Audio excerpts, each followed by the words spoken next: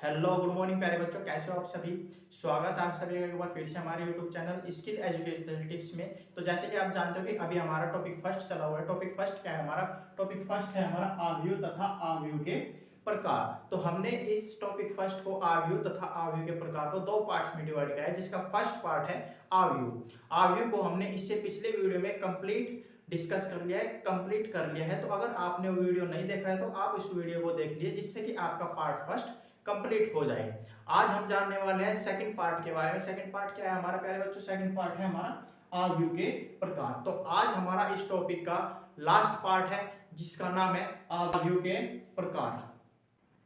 तो चलिए प्यारे बच्चों शुरू करते हैं, आज का सेशन शुरू करते हैं। आज का वीडियो नए जोश और नए उत्साह के साथ। तो आज का हमारा जो पार्ट 2 है उसमें हम सीखेंगे आव्यूह के प्रकार।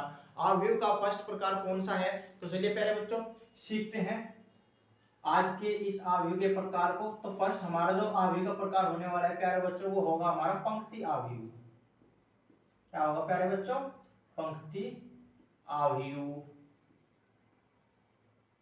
पंक्ति आव्यूह को हम रो मैट्रिक्स भी बोलते हैं। तो पंक्ति आव्यूह है हमारा फर्स्ट प्रकार आव्यूह का। तो पंक्ति आव्यूह जैसे कि नाम से ही पता चल रहा है, तो अभी तक जितना हमने सिंपल फॉर्म में सभी चीजों को सीखते हुए आए हैं, आज भी हम यहाँ पे सिंपल फॉर्म में ही सीखेंगे। तो पंक्ति आव्यूह, पंक्ति आव्यूह किसे कहते हैं? एक ऐसा आव्यूह जिसमें केवल एक ही पंक्ति होती है, उसे हम पंक्ति आव्यूह कहते हैं। तो चलिए प्यारे बच्चों लिखते हैं सिंपल सी डेफिनेशन को, समझते हैं इसको एक उदाहरण के माध्यम से। तो हमने जो परिभाषा अभी बोली है उसी को हम यहाँ पे लिखेंगे। तो हमने बोला है एक ऐसा आव्यूह, एक ऐसा आव्यूह जिसमें केवल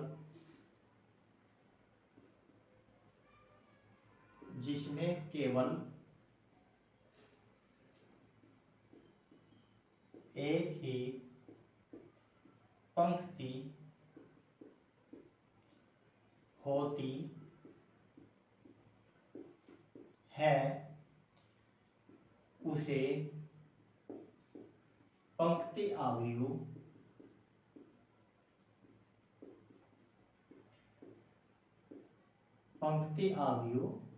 कहते हैं। उसे हम क्या बोलेंगे प्यारे बच्चों? पंक्ति आव्यूह बोलेंगे, रो मैट्रिक्स बोलेंगे। तो समझते हैं इसको एक उदाहरण के द्वारा। तो मान लिया हमने कोई एक मैट्रिक्स ले लिया, कोई ए मैट्रिक्स, जिसके अंदर हमने कुछ अवयव लिख लिए। मीन्स यहाँ पे हमने लिख लिया 1 0 3 और 2। हमने कुछ अवयव लिख लिया है इसके अंदर प्यारे बच्चों। तो अब हम देखते हैं कि ये रो मैट्रिक्स है या नहीं है, क्योंकि जो डेफिनेशन हमने लिखी है उसको हम इस मैट्रिक्स के द्वारा प्रूफ करके देखेंगे। ये देखेंगे कि परिभाषा हमारी सत्य है या नहीं है। तो चलिए प्यारे बच्चों देखते हैं हमने क्या लिखा है। एक ऐसा आव्यूह जिसमें केवल एक ही पंक्ति होती है। तो कोई आव्यूह ऐसा होना चाहिए जिसमें केवल एक ही पंक्ति हो। तो हमने क्या ले लिया? हमने कोई ए आव्यूह ले लिया जिसके अंदर हमने कुछ अवयव लिख लिए जो एक पंक्ति की फॉर्म में है, उसे पंक्ति आव्यूह कहते हैं। तो जब ये हमारे जितनी भी अवयव है ये पंक्ति की फॉर्म में है, तो ये क्या हो गया प्यारे बच्चों? और इसमें केवल एक ही पंक्ति है, तो ये हो गई हमारा पंक्ति आव्यूह। तो चलिए प्यारे बच्चों देखते हैं कैसे है। तो ये जो हमारी है ये केवल हमारी क्या है? ये सिंगल रो है, इसको हम बोल देंगे R1। और इसका जो ये 1 है हमारा ये C1 और ये हो जाएगा C2। कॉलम्स अब हम चेक कर रहे हैं प्यारे बच्चों, कॉलम्स कितने हैं हमारे पास? ये हो गया हमारा कॉलम C4। तो प्यारे बच्चों पंक्ति 1 कॉलम 4, तो क्या बना ये बना हमारा पंक्ति आव्यूह। अब हम अगर हमको कोई बोले कि हमको इसका कर्म भी बताइए, क्योंकि देखिए प्यारे बच्चों हमने पार्ट फर्स्ट में आव्यूह पॉइंट के सेकंड में हमने पढ़ा था कि आव्यूह के अवयव कैसे हम देखते हैं और आव्यूह का कर्म या कोटि हम कैसे ज्ञात करते हैं। तो इसी के अंदर हम उन पॉइंट को भी इन्वॉल्व करके दिखाएंगे आपको, जिससे कि आप ज्यादा से ज्यादा सीख सके। तो चलिए प्यारे बच्चों हमने बताया था कि आव्यूह का कर्म लिखते समय सबसे पहले पंक्तियों की संख्या लिखी जाती है। अब इसमें पंक्ति कितनी है प्यारे बच्चों? 1 पंक्ति है, तो यहाँ पे 1 पंक्ति होगी। उसके बाद कॉलम हमने चेक किया कितने कॉलम है? 4 कॉलम्स है, तो 4 कॉलम्स है तो ये हो जाएगा 1 क्रॉस 4। तो इस अवयव का जो कर्म होगा वो होगा 1 क्रॉस 4 का। और अगर हम बात करें इसके अवयव की, तो अवयव है इसके 1032। तो चलिए प्यारे बच्चों लिखते हैं इनको। तो इस अवयव का जो कर्म हो जाएगा, अवयव ये क्या है हमारा, पंक्ति अवयव, पंक्ति अवयव का कर्म। अगर हम कर्म की बात करें तो ये हो जाएगा प्यारे बच्चे हमारा 1 क्रॉस 4 का अवयव हो जाएगा हमारा एक पंक्ति अवयव। अब हम बात करते हैं इसके अवयव की। पंक्ति अवयव के अवयव क्या हो गए प्यारे बच्चों हमारे, जैसा कि हमने वहां पे अवयव की जो डेफिनेशन लिखवाई थी उसमें हमने सिखाया था आपको कि जो इस मैट्रिक्स के अंदर जितने भी नंबर्स लिखे हुए हैं ये सभी इस अवयव के अवयव हैं। तो इसके अंदर कौन कौन से नंबर्स हैं, 1 0 3 2। तो प्यारे बच्चों ये थी आज की हमारी फर्स्ट प्रकार अवयव, जिसकी डेफिनेशन हमने समझी है। एक ऐसा अवयव जिसमें केवल एक ही पंक्ति होती है उसे पंक्ति अवयव कहते हैं। उदाहरण हमने यहाँ पे ले लिया कोई ए मैट्रिक्स, और इसके अंदर हमने कुछ नंबर्स लिख लिए जिनको हम अवयव के अवयव कहते हैं। अब हम पहले चेक करेंगे पंक्ति अवयव है या नहीं है। तो हमने इसमें चेक किया कि हमारे इसमें केवल एक ही रो है और 4 क्या बने हमारे कॉलम। तो 4 कॉलम है तो एक स्तंभ अवयव तो होने से रहा, तो ये क्या है हमारा पंक्ति अवयव। अब हमने चेक किया, अगर हमसे कोई बोले कि हमको इसका कर्म भी बताइए, तो इसका जब हमने कर्म चेक किया प्यारे बच्चों, तो इसमें 1 तो पंक्ति थी और 4 क्या थे, कॉलम यानी स्तंभ थे। तो इसका कर्म जो बन जाएगा 1 क्रॉस 4 का। अब अगर हमको कोई बोले कि हमको इस कर्म को लिख के भी दिखाइए, तो हमने क्या काम किया, हमने किया पंक्ति अवयव का कर्म 1 क्रॉस 4 का। ये एक मैट्रिक्स हो गया, रो मैट्रिक्स डिस्कस किया है यहाँ पे। इस मैट्रिक्स के अंदर जितनी भी नंबर्स लिखे हुए हैं वे सभी इस मैट्रिक्स के अवयव होंगे। तो प्यारे बच्चों उम्मीद करते हैं कि आपको सभी सेशन अच्छे से समझ आया होगा। आज का जो फर्स्ट प्रकार था हमारा अवयव का, ये आपको अच्छे से क्लियर हो गया होगा। तो अब बात करते हैं सेकंड प्रकार के अवयव की। तो चलिए प्यारे बच्चों सीखते हैं सेकंड प्रकार के अवयव को भी। तो चलिए प्यारे बच्चों सेकंड नंबर का जो हमारा अवयव का प्रकार हो जाएगा वो क्या हो जाएगा, वो हो जाएगा हमारा स्तंभ अवयव। वो क्या हो जाएगा हमारा स्तंभ अवयव। अब इसमें क्या है, स्तंभ है कितना, एक स्तंभ। तो इसकी डेफिनेशन किस प्रकार से हो जाएगी प्यारे बच्चों, एक ऐसा अवयव जिसमें केवल एक ही स्तंभ हो उसे हम स्तंभ अवयव कहते हैं। तो चलिए प्यारे बच्चों लिखते हैं सिंपल सी डेफिनेशन को और समझते हैं इसको भी एक एग्जांपल के द्वारा। तो हमने क्या बोला है, ऐसा अवयव जिसमें केवल एक ही स्तंभ होता है उसे क्या बोलते हैं प्यारे बच्चों, स्तंभ अवयव कहते हैं। तो ये थी प्यारे बच्चों हमारी एक सिंपल सी डेफिनेशन। अब इसको हम समझते हैं एक एग्जाम्पल के द्वारा। तो एग्जाम्पल हम मान लिया, हमने यहाँ पे कोई मैट्रिक्स ए ले लिया।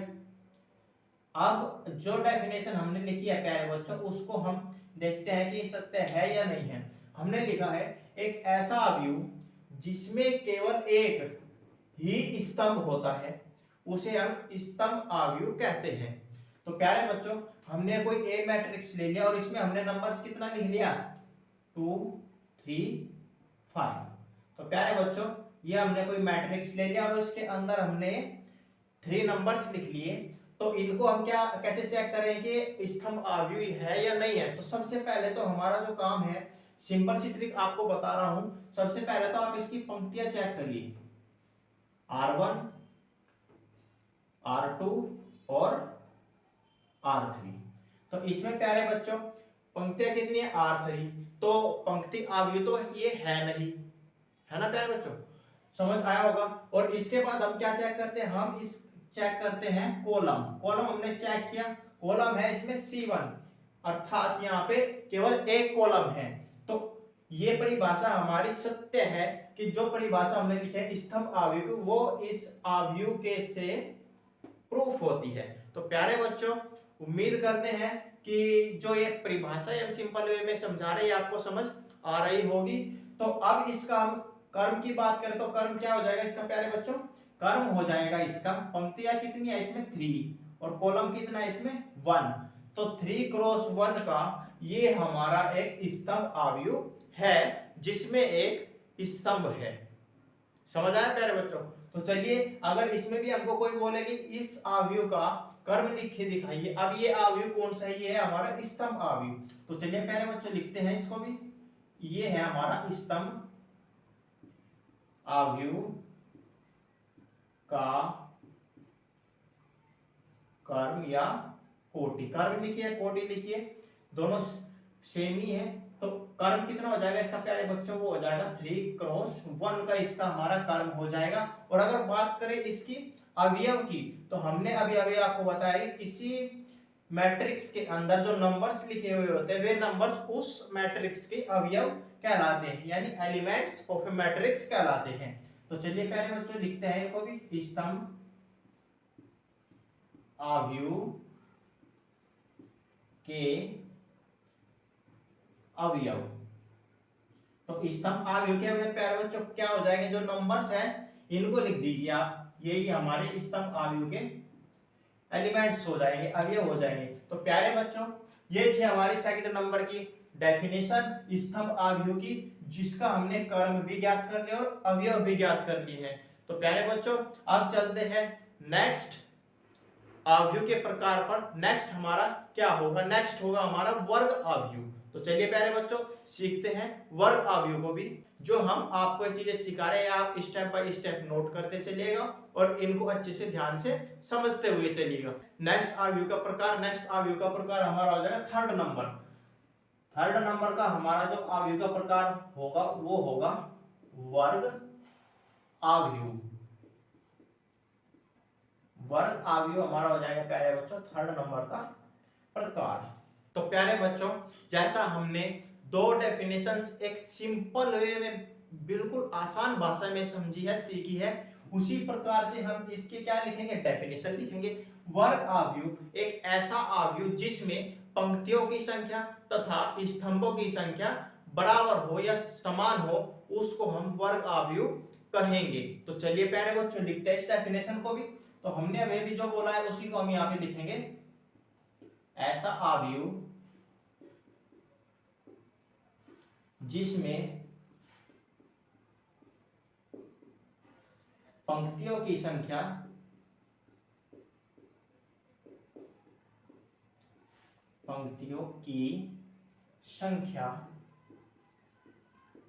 तथा स्तंभों की संख्या बराबर हो,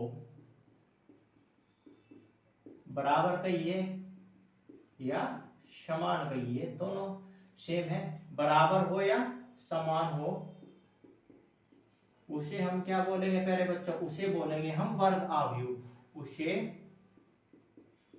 वर्ग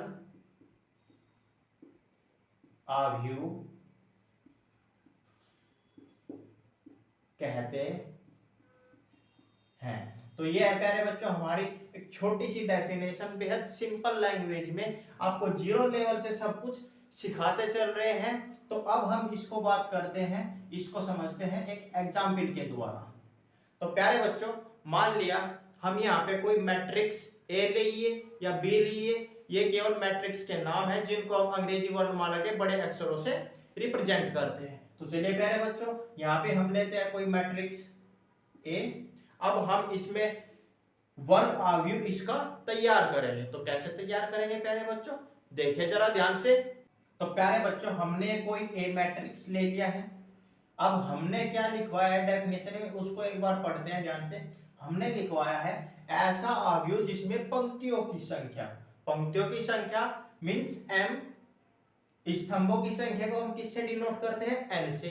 अब इसने हमें बोला है पंक्तियों की संख्या और स्तंभों की संख्या बराबर होनी चाहिए, मींस समान होनी चाहिए, तो उसे हम वर्ग अवयव कहते हैं। तो चलिए प्यारे बच्चों लिखते हैं इसकी पंक्तियों की संख्या और स्तंभों की संख्या। तो सबसे पहले हम क्या लिखते हैं, सबसे पहले हम यहाँ पे लिख लेते हैं पंक्तियों की संख्या। सबसे पहले हमने यहाँ पे लिख लिया 2 3, और इसके बाद हम लिख लेते हैं यहाँ पे 4 और 5। तो चलिए प्यारे बच्चों आप देखते हैं इस डेफिनेशन ये ठीक है या नहीं है। तो हमने लिखा है पंक्तियों की संख्या। अब पंक्तियों की संख्या क्या है प्यारे बच्चों, पंक्तियां हमारी कौन सी होती है, पंक्तियां हमारी ये होती है। तो यहाँ पे R1 हो गया और ये हो गया R2। तो पंक्तियों की संख्या प्यारे बच्चों कितनी है, पंक्तियों की संख्या है हमारे पास 2, और स्तंभों की संख्या अब हम काउंट करेंगे। स्तंभ यहाँ पे है हमारा C1 और ये है हमारा C2। तो 2 पंक्तियां और 2 स्तंभ। तो प्यारे बच्चों पंक्तियों की संख्या और स्तंभों की संख्या बराबर है, इसीलिए ये क्या हो जाएगा हमारा एक 2 क्रॉस 2 का वर्ग अवयव। समझ आई प्यारे बच्चों, क्योंकि इसमें हमारा जो पंक्तियों की संख्या जो हमें कंडीशन दी हुई है डेफिनेशन में वो हमारे यहाँ पे सेटिस्फाई करता है। क्यों, देखिए कैसे। तो हमने यहाँ पे क्या चेक किया, सबसे पहले प्यारे बच्चों हमने चेक किया यहाँ पे पंक्तियां, पंक्तियां हमारे पास कितनी है 2। तो हमने सबसे पहले चेक की पंक्तियों की संख्या, पंक्तियों की संख्या कितनी है प्यारे बच्चों हमारे पास 2। पंक्तियों की संख्या को हम डिनोट किस चीज से करते हैं, m से। और स्तंभों की जो हमारी संख्या है, स्तंभों की संख्या को हम किस चीज से डिनोट करते हैं प्यारे बच्चों, इसको करते हैं हम n से। स्तंभों की संख्या n = 2। तो जो अवयव का कर्म होता है हमारा वो क्या कर्म होता है प्यारे बच्चों, m क्रॉस n। तो इस वर्ग अवयव का जो हमारा कर्म होगा वो क्या होगा प्यारे बच्चों। तो चलिए लिखते हैं, जब ये हमारी पंक्तियों की संख्या हो गई और स्तंभों की संख्या 2 हो गई, तो वर्ग अवयव का जो कर्म होगा वो क्या होगा प्यारे बच्चों 2 क्रॉस 2 का। तो चलिए समझते हैं इसको भी, लिखते हैं इसको भी। तो यहां पे हम लिख देंगे वर्ग अवयव का कर्म, किसी भी अवयव का जो कर्म हम लिखते हैं प्यारे बच्चों किस तरीके से डिनोट करते हैं, m क्रॉस n। अर्थात m का मान यहाँ पे कितना है 2 और n का मान कितना है 2। तो पंक्तियां भी 2 और स्तंभ भी 2। तो पंक्तियों की संख्या इक्वल स्तंभों की संख्या, जो कि हमारी डेफिनेशन में कंडीशन सेटिस्फाई होती है, इसीलिए ये एक वर्ग अवयव है जिसका क्रम 2 क्रॉस 2 है। अब हम बात करते हैं प्यारे बच्चों अवयव के अवयवों की। अब हमने आपको सिखाया है कि जो नंबर्स हमारे मैट्रिक्स के अंदर लिखे होते हैं वे ही हमारे अवयव के अवयव कहलाते हैं। तो चलो प्यारे बच्चों लिखते हैं इसको भी। तो फाइनली हम क्या लिख सकते हैं यहाँ पे, वर्ग अवयव के अवयव, वर्ग अवयव के अवयव क्या हो जाएंगे प्यारे बच्चों, जो नंबर्स इस अवयव के अंदर लिखे हुए हैं वे ही हमारे अवयव कहलाएंगे। तो नंबर कौन कौन से 2 3 4 और 5। तो प्यारे बच्चों ये थी हमारी वर्ग अवयव की डेफिनेशन। और यहाँ पे इसको प्यारे बच्चों थोड़ा चेंज कर लीजिएगा, यहाँ पे ये वर्ग अवयव है जिसको हमने समझा है एक सिंपल लैंग्वेज में, और यहाँ पे हमने इस वर्ग अवयव का कर्म भी निकाला है और वर्ग अवयव के अवयव भी ज्ञात करे हैं, डिनोट किया है अवयव को भी और कर्म को भी। तो प्यारे बच्चों अब बात करते हैं हम यहाँ पे नेक्स्ट अवयव के प्रकार की। तो नेक्स्ट अवयव का प्रकार क्या होगा प्यारे बच्चों, वो होगा हमारा शून्य या रिक्त अवयव। तो चलिए प्यारे बच्चों सीखते हैं इस अवयव को भी, समझते हैं इसको भी अच्छे से।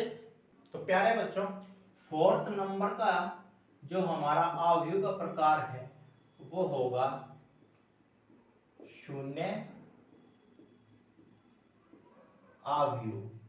शून्य अवयव क्या होगा, जैसा कि नाम से ही हमको ज्ञात हो रहा है, ऐसा अवयव जिसमें प्रत्येक अवयव शून्य हो उसे हम शून्य अवयव कहते हैं। तो लिखते हैं इस डेफिनेशन को भी, समझते हैं एक एग्जाम्पल के द्वारा। चलिए प्यारे बच्चों लिखते हैं, ऐसा अवयव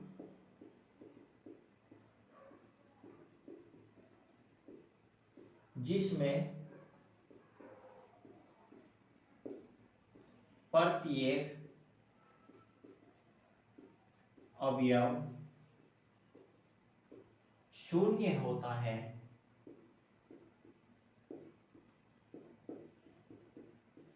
शून्य होता है, उसे शून्य अवयव या इसी को हम और क्या बोल देंगे प्यारे बच्चों, इसको हम बोल सकते हैं रिक्त अवयव भी हम इसे कहते हैं। शून्य अवयव या रिक्त अवयव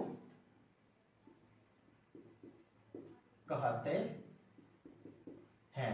तो चलिए प्यारे बच्चों समझते हैं इसको भी एक एग्जाम्पल के द्वारा। मान लिया हमने यहाँ पे कोई ए अवयव ले लिया, कोई ए मैट्रिक्स ले लिया, तो इसमें क्या बोलता है, ये बोलता है ऐसा अवयव जिसमें प्रत्येक अवयव शून्य हो। मीन्स यहाँ पे हमने कोई मैट्रिक्स लिख लिया है 2x2 का, हम यहाँ पे कोई मैट्रिक्स ले लेते हैं। यहाँ पे प्रत्येक अवयव क्या है इसके प्यारे बच्चों, शून्य है। तो जब शून्य है तो ये क्या होगा, शून्य अवयव। एक पॉइंट और नोट हम यहाँ पे कर लेते हैं, इसको सामान्यतः, इसको सामान्यतः कैपिटल ओ से प्रदर्शित, जिसको हम बोलते हैं रिप्रेजेंट, प्रदर्शित किया जाता है। तो प्यारे बच्चों ये था हमारा 4th नंबर का अवयव का प्रकार, जिसको हमने यहाँ पे अच्छे से सीख लिया है, समझ लिया है। तो प्यारे बच्चों अगर आपका किसी भी पॉइंट को लेके कोई डाउट होगा तो आप उसको कमेंट बॉक्स में टाइप करिएगा, उसको नेक्स्ट वीडियो में आपको सॉल्यूशन मिल जाएगा। तो चलिए प्यारे बच्चों अब सीखते हैं नेक्स्ट अवयव के प्रकार को, 5th नंबर के अवयव के प्रकार को। तो क्या होगा प्यारे बच्चों, चलिए देखते हैं। प्यारे बच्चों 5th नंबर का जो हमारा अवयव का प्रकार हो जाएगा वो हो जाएगा हमारा विकर्ण अवयव। विकर्ण अवयव क्या होता है, विकर्ण अवयव किसे कहते हैं, सीखते हैं इसको भी एक सिंपल डेफिनेशन के द्वारा। तो प्यारे बच्चों इसका जो डेफिनेशन हो जाएगा सिंपल सी भाषा में, उसको हम एक बार ओवरव्यू आपको दे देते हैं। एक ऐसा वर्ग अवयव जिसके मुख्य विकर्ण के अवयवों के अतिरिक्त शेष सभी अवयव शून्य होते हैं, उसे हम विकर्ण अवयव कहते हैं। तो चलिए प्यारे बच्चों लिखते हैं इस सिंपल सी डेफिनेशन को और समझते हैं एक एग्जाम्पल के माध्यम से। तो जो डेफिनेशन अभी हमने यहाँ पे बोला है उसी को हम यहाँ पे लिखेंगे। तो चलिए प्यारे बच्चों, ऐसा अवयव जिसके मुख्य विकर्ण के अतिरिक्त शेष सभी अवयव शून्य होते हैं,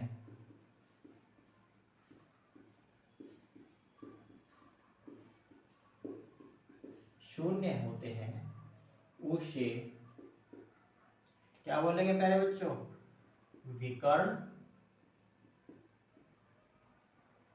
अवयव कहते हैं। तो प्यारे बच्चों ये थी हमारी सिंपल सी डेफिनेशन, इसको हम समझते हैं एक एग्जाम्पल के द्वारा। चलिए प्यारे बच्चों एग्जाम्पल हम ले लेते हैं कोई यहाँ पे, मान लिया ये कोई हमारा ए मैट्रिक्स है जिसका हम मुख्य विकर्ण ले लेते हैं यहाँ पे डी। तो हमने कोई ए मैट्रिक्स ले लिया, मुख्य विकर्ण क्या होता है प्यारे बच्चों, हमने यहाँ पे कोई डी मुख्य विकर्ण ले लिया जिसको हमने D1 D2 और D3 से डिनोट कर दिया। और ये तो हो गया हमारा मुख्य विकर्ण, ये सब कुछ हो गया हमारा मुख्य विकर्ण, ये D1 D2 D3 ये हो गए हमारे मुख्य विकर्ण।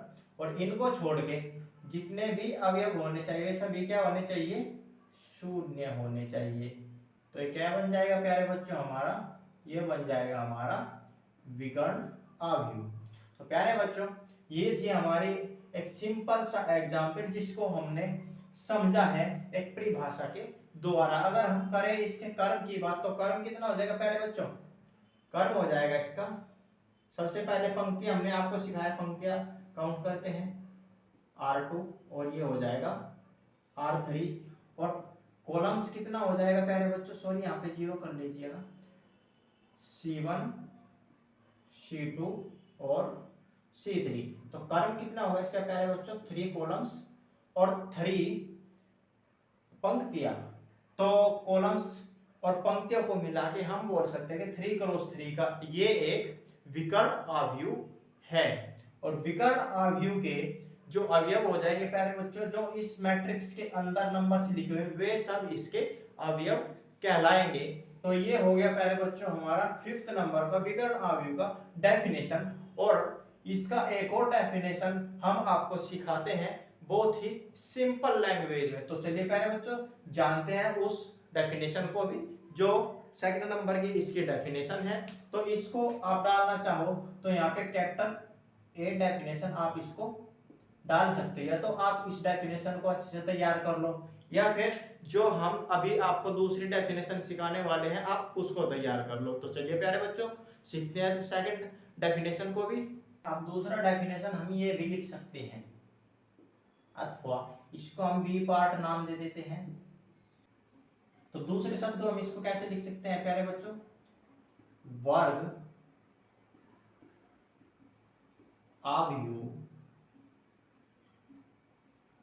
AI J जिसका कर्म होगा M क्रॉस N, जिसका कर्म क्या होगा M cross N।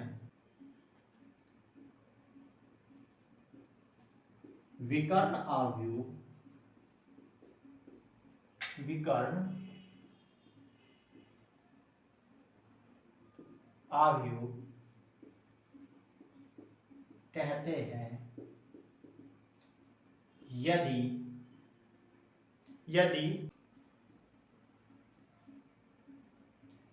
I is not equals to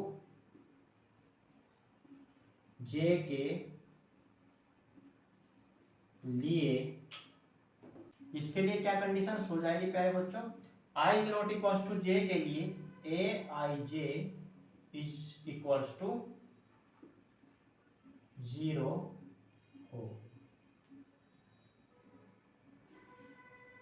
तो इसको हम सीखते हैं प्यारे बच्चों एक एग्जाम्पल के द्वारा।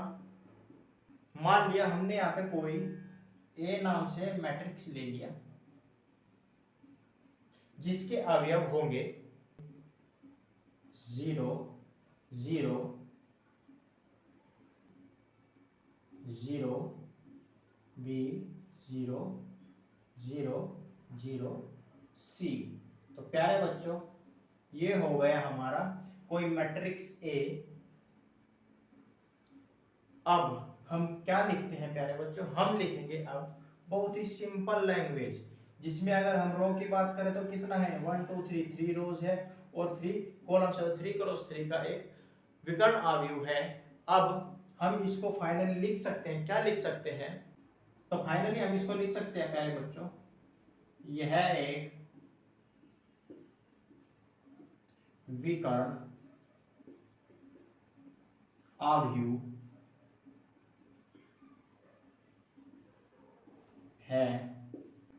तो इसको फाइनली हम प्यारे बच्चों लिख सकते हैं, यह एक विकर्ण अवयव है जिसे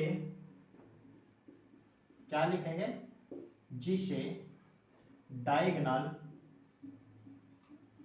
डायगोनल हमारे क्या होता है प्यारे बच्चों, मुख्य विकर्ण के अवयव। तो क्या हो गया प्यारे बच्चों, ये हो गया हमारा ए बी सी, हमारे मुख्य विकर्ण है, या अच्छे से अभी हमने सिखाया है। ए बी सी से क्या किया जाता है प्यारे बच्चों, प्रदर्शित करते हैं। तो ये हो गया प्यारे बच्चों हमारा इस सेकंड डेफिनेशन का एग्जाम्पल। इसको हम इस तरीके से डिनोट करते हैं। तो 6 नंबर का हमारा जो मैट्रिक्स का प्रकार होगा प्यारे बच्चों, वो क्या होगा, वो होगा इकाई होगा प्यारे बच्चों, वो क्या होगा, वो होगा इकाई आव्यूह, जिसको हम बोल सकते हैं आइडेंटिटी मैट्रिक्स। तो प्यारे बच्चों इसकी जो डेफिनेशन हो जाएगी सिंपल भाषा में, सिंपल वे में, एक ऐसा वर्ग आव्यूह जिसके मुख्य विकर्ण के सभी अवयव एक होता है, बाकी सभी अवयव शून्य होते हैं, उसे हम इकाई या तत्समक आव्यूह कहते हैं। इसे आई से प्रदर्शित किया जाता है। चलिए प्यारे बच्चों लिखते हैं सिंपल डेफिनेशन को। तो प्यारे बच्चों डेफिनेशन अब हम लिखेंगे, ऐसा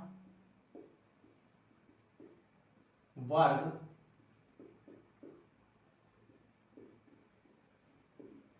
आव्यूह जिसके मुख्य विकर्ण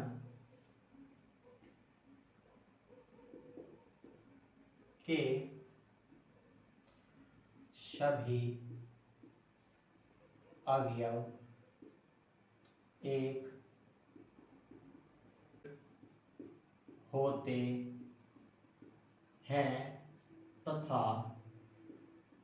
शेष सभी अवयव शून्य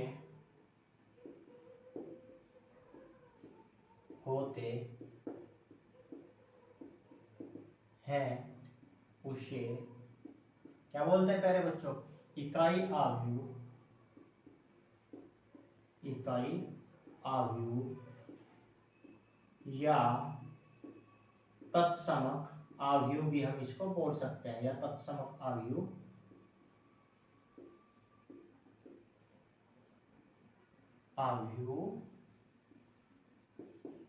कहते हैं। तो प्यारे बच्चों ये हो गई हमारी सिंपल सी डेफिनेशन। अब सीखते हैं इसको एक एग्जाम्पल के द्वारा। चलिए हम यहाँ पे कोई एग्जाम्पल ले लेते हैं। इसमें एक पॉइंट याद रखिएगा आप कि जो ये हमारा इकाई आव्यूह होता है इसको हम आइडेंटिटी मैट्रिक्स भी बोलते हैं। तो इसको हम क्या लिख सकते हैं, इसको हम लिखेंगे कैपिटल आई से। तो चलिए प्यारे बच्चों इसको डिनोट करते हैं हम कैपिटल आई से।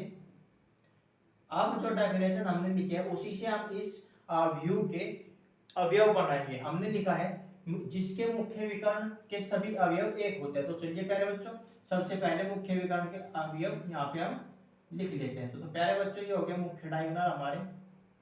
अब बात करते हैं हम बाकी अवयव की। बाकी अवयव सभी शून्य होने चाहिए। तो प्यारे बच्चों ये हो गया हमारा कोई आइडेंटिटी मैट्रिक्स जिसके मुख्य विकर्ण के सभी अवयव क्या है, 1 है, बाकी अवयव क्या है, 0। तो ये हमारा हो गया एक इकाई आव्यूह, तत्समक आव्यूह। अगर हम बात करें इसके कर्म की, कर्म क्या होगा इसका, तो सबसे पहले हमने आपको सिखाया है, सबसे पहले पंक्तियां गिननी है, उसके बाद कॉलम्स काउंट करना है, उसके बाद हम देखते हैं पंक्तियां कितनी है प्यारे बच्चों, 2, और कॉलम्स कितने हैं, 2। तो इस इकाई आव्यूह का जो कर्म होगा वो क्या होगा, 2 क्रॉस 2 का होगा। तो चलिए प्यारे बच्चों लिखते हैं इसके भी कर्म को। तो यहाँ पे हम इसको लिख लेते हैं। तो हमने इसमें चेक किया पंक्तियों की संख्या। सबसे पहले पंक्तियों की संख्या,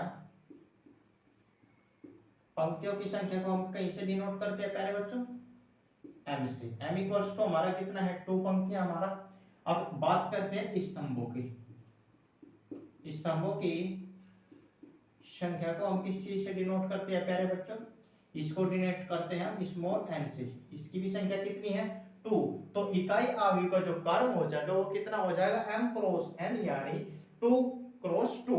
तो चलिए प्यारे बच्चों फाइनली हम लिख सकते हैं, क्या लिखेंगे? इकाई आव्यूह का कर्म क्या हो जाएगा प्यारे बच्चों?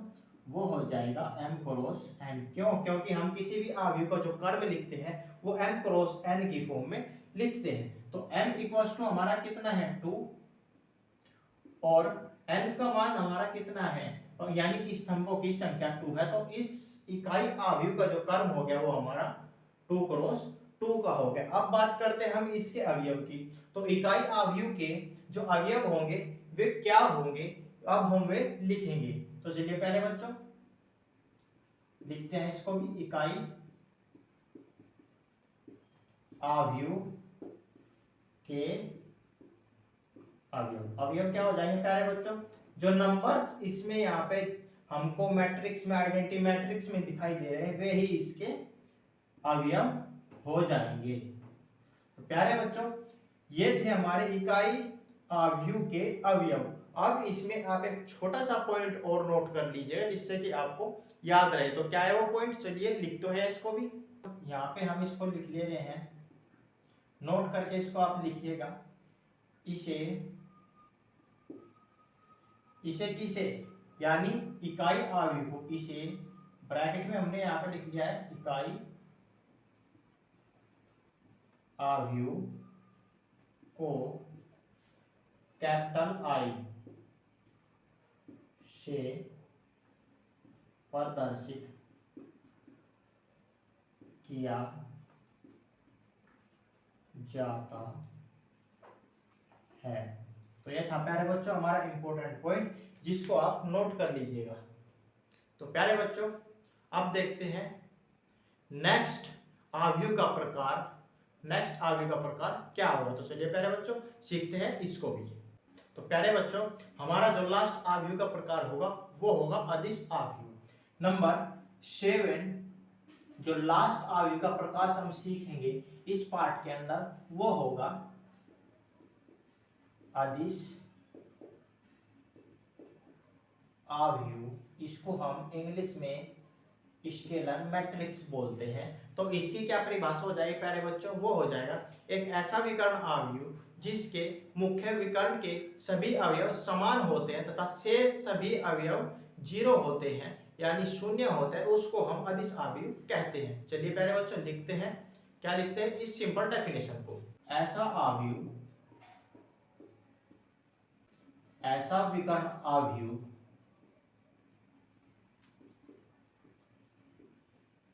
जिसके मुख्य विकर्ण के सभी अवयव समान होते हैं, या यूं कहिए बराबर होते हैं, समान होते हैं, उसे क्या बोलते हैं प्यारे बच्चों? उसे हम बोलते हैं अदिश आव्यूह। उसे अदिश आव्यूह कहते हैं। या आप ये कहिए, सेकंड डेफिनेशन हम यहाँ पे आपको इसकी लिखवा दे रहे हैं, जो आप अच्छे से याद रख सको उसको आप याद रख लीजिए। सेकंड डेफिनेशन क्या हो जाएगी? तो सेकंड डेफिनेशन हो जाएगी इसकी प्यारे बच्चों, वो हो जाएगी एक ऐसा वर्ग आव्यूह, एक ऐसा वर्ग आव्यूह जिसके मुख्य विकर्ण के सभी अवयव समान होते हैं तथा शेष सभी अवयव शून्य होते हैं उसे क्या बोलते हैं प्यारे बच्चों? अदिश आव्यूह। अदिश आव्यूह कहते हैं। तो प्यारे बच्चों, ये थी अदिश आव्यूह की दो सिंपल सी डेफिनेशन, जिनको अब हम समझेंगे एक एग्जाम्पल के द्वारा। तो चलिए प्यारे बच्चों, देखते हैं वो एग्जाम्पल क्या होगा जिसको हम डेफिनेशन के द्वारा समझेंगे। मान लिया प्यारे बच्चों, हमने कोई मैट्रिक्स ए लिया है। इस मैट्रिक्स का नाम हमने रख लिया है ए, जिसके अवयव क्या हो जाएंगे? जिसके अवयव हो जाएंगे, जैसे कि हमने डेफिनेशन में आपको लिखाया है कि ऐसा वर्ग आव्यूह या ऐसा विकर्ण आव्यूह जिसके मुख्य विकर्ण के सभी अवयव समान हो तथा शेष सभी अवयव 0 हो, तो उसको हम क्या बोलेंगे प्यारे बच्चों? उसको हम अदिश आव्यूह बोलेंगे। तो मुख्य विकर्ण हमारा क्या होता है? डायगोनल हमारा होता है, ये हमारा डायगोनल होता है, और शेष सभी अवयव क्या होने चाहिए? 0। इसी प्रकार अब हम यहाँ पे कोई दूसरा मैट्रिक्स जिसका नाम हम बी ले लेते हैं, कोई दूसरा मैट्रिक्स हम यहाँ पे ले लेते हैं क्या, और इसके जो मुख्य विकर्ण होंगे वे क्या हो गए प्यारे बच्चों? -3 और -3, और शेष सभी अवयव यहाँ पे हम क्या कर देंगे प्यारे बच्चों? शेष सभी अवयव हम यहाँ पे कर देंगे 0। जो मुख्य विकर्ण के अवयव है जो कि समान है दो मैट्रिक्स जिनके कर्म अब हम चेक करेंगे। प्यारे बच्चों, ए मैट्रिक्स का जो कर्म होगा कितना होगा? सबसे पहले हमने आपको सिखाया कि रोज हम यहाँ पे काउंट करते हैं, तो इसमें रोज कितना है? 1 और यहाँ पे 2, तो रोज कितना हो गया इसका प्यारे बच्चों? 2। और इसके बाद हम चेक करते हैं कॉलम्स, तो यहाँ पे कॉलम्स कितना है? 1 कॉलम ये होगा और 1 ये होगा, तो कितने कॉलम्स हो गए? 2। तो 2 क्रॉस 2 जो हो गया प्यारे बच्चों, वो ए मैट्रिक्स का कर्म हो गया। अब बात करते हैं हम बी मैट्रिक्स की। बी मैट्रिक्स में भी कैसे चेक करेंगे? सबसे पहले हम नंबर ऑफ रोज देखेंगे। नंबर ऑफ रोज कितनी है हमारी? फर्स्ट रो ये हो गए, सेकंड रो ये हो गई, और थर्ड ये रो ये होगी। तो रोज कितनी हो गई प्यारे बच्चों हमारे? वे हो गए 3। और इसके बाद हम चेक करते हैं कॉलम। फर्स्ट स्तंभ ये हो गया, सेकंड स्तंभ ये हो गया, और थर्ड स्तंभ हमारा ये हो गया। तो स्तंभ हमारा कितना हो गया? 3। तो अब हम फाइनली क्या लिख सकते हैं? अब हम लिख सकते हैं फाइनली आव्यूह ए व आव्यूह बी अदिश आव्यूह है। क्या है प्यारे बच्चों? अदिश आव्यूह हैं जिनके कर्म या कोटि भैया जिनके कर्म क्रम से ए का कर्म कितना है हमारे प्यारे बच्चों? 2 क्रॉस 2, तथा बी का कर्म क्या है हमारे प्यारे बच्चों? 3 क्रॉस 3, 3 क्रॉस 3 हैं। तो प्यारे बच्चों, ये थे हमारे दो एग्जाम्पल्स, दो मैट्रिक्स ए एंड बी, जिनको हमने समझाया दो डेफिनेशंस के द्वारा, और जिनके आव्यूह के हमने कर्म भी यहाँ पे फाइनली लिख दिए हैं। तो प्यारे बच्चों, ये थी हमारी लास्ट आव्यूह का प्रकार जो पार्ट 2 के अंदर हमने सीखा है। अब प्यारे बच्चों, यहाँ पे हम कुछ पॉइंट्स नोट कर लेते हैं जो हमारे इनसे रिलेटेड है, जो वेरी इंपॉर्टेंट पॉइंट्स हैं हमारे। चलिए प्यारे बच्चों, देखते हैं कौन से हैं हमारे इंपॉर्टेंट पॉइंट्स, सीखते हैं इनको भी। तो हमारे जो इंपॉर्टेंट पॉइंट्स हो जाएंगे प्यारे बच्चों, उसको आप नोट करके लिखिएगा। तो हमारा जो फर्स्ट इंपॉर्टेंट पॉइंट हो जाएगा प्यारे बच्चों, क्या हो जाएगा? वो हो जाएगा हमारा प्रत्येक इकाई आव्यूह, प्रत्येक इकाई आव्यूह एक अदिश अवयव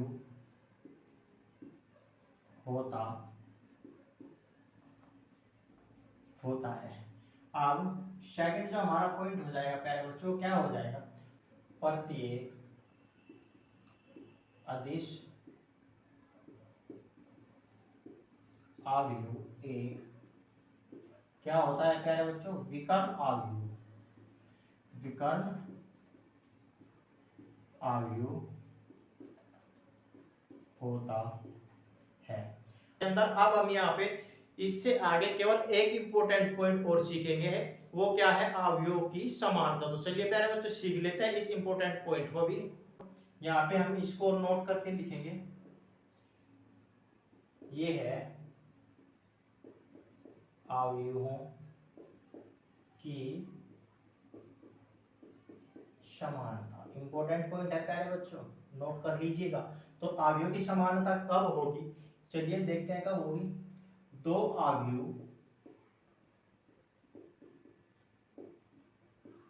अवयव समान होते यदि आगे तो कोई कंडीशन होगी प्यारे बच्चों, वो क्या है, यदि कर्म समान है। यदि कर्म समान है, और सेकंड कंडीशन क्या हो जाएगी प्यारे बच्चों, वो हो जाएगी हमारा संगत अवयव बराबर है। तो चलिए प्यारे बच्चों समझते हैं इन पॉइंट्स को भी एक एग्जांपल के द्वारा। तो प्यारे बच्चों हम यहाँ पे कोई दो मैट्रिक्स ले लेते हैं, जिसको हमने लिख लिया ए मैट्रिक्स। इसके जो हम अवयव लिख लेते हैं यहाँ पे 1 2 0 3। इसी प्रकार हम यहाँ पे कोई दूसरा मैट्रिक्स भी ले लेते हैं, जिसका हम नाम ले लेते हैं बी। इसके हमने अवयव लिख दिए 1 2 0 3। तो प्यारे बच्चों चलिए देखते हैं कि कंडीशन हमारी क्या सेटिस्फाई होती है। कंडीशन में हमने लिखा है दो अवयव समान होते हैं यदि कर्म समान हो। तो कर्म चेक कर लेते हैं एक बार प्यारे बच्चों, इनका रोज इसमें कितनी है, R1 और R2। तो 2 तो कितनी हो गई प्यारे बच्चों, रोज होगी। और अब कॉलम चेक करेंगे, कॉलम हो गया हमारा C1 C2।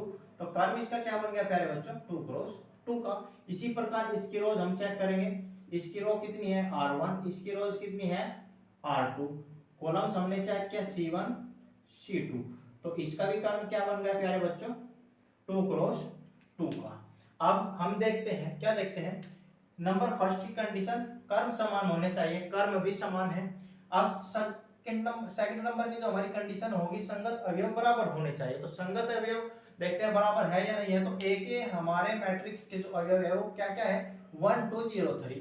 अब बी मैट्रिक्स हम देखते हैं, इसके भी जो अवयव है 1 2 0 3। तो प्यारे बच्चों ए मैट्रिक्स के अवयव और बी मैट्रिक्स के अवयव दोनों समान है, इसीलिए ये हमारे दोनों अवयव की समानता होगी। तो इसको हम फाइनली क्या लिख सकते हैं, तो दूसरी कंडीशन भी हमारी सेटिस्फाई होगी। तो हम क्या लिख सकते हैं, फाइनली यहाँ पे हम लिख सकते हैं ए व बी समान अवयव है, क्योंकि उनके